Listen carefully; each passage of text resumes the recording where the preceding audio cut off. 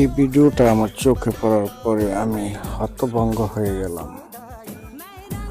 আসলে এই ভিডিওটা কে কে বা কারা বানিয়েছে, তবে কিছু জায়গায় আমি এমন কিছু জিনিসও দেখলাম যা কিনা ডক্টর ইউনূসকে সেনাবাহিনীর কিছু লোক জুতা পাও দিয়ে তার ছবির উপরে পাও রাখছে।